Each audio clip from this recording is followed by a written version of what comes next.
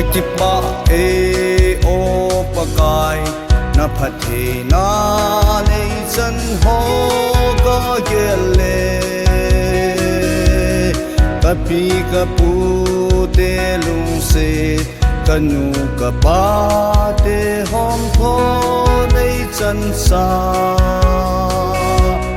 mi te ngai lu thei chan sa nang nahi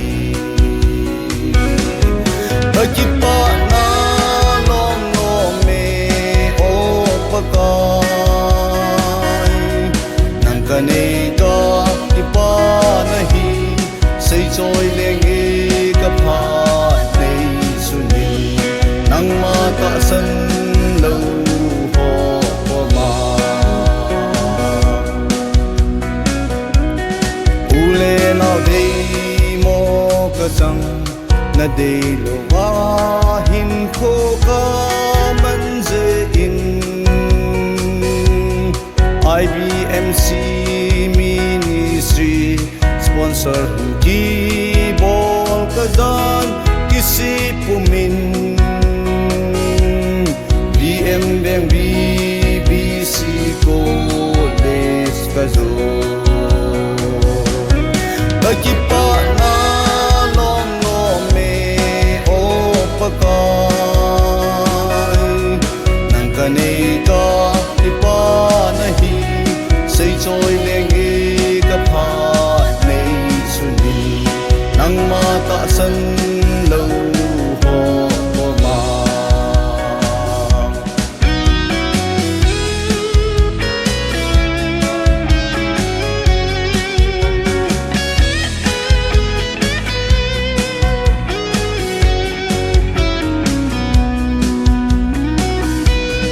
kalung gel ka ngai tu ho nei lo hin sa teng ke ka ki pa ji ka tao na nei san pi a ka thum phat thei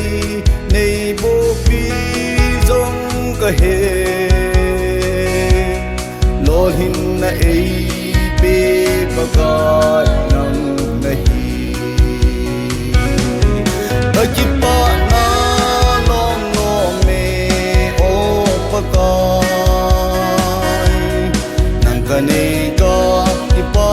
nahi sei choi lenge ka pha nei suni nang ma ta san lo ho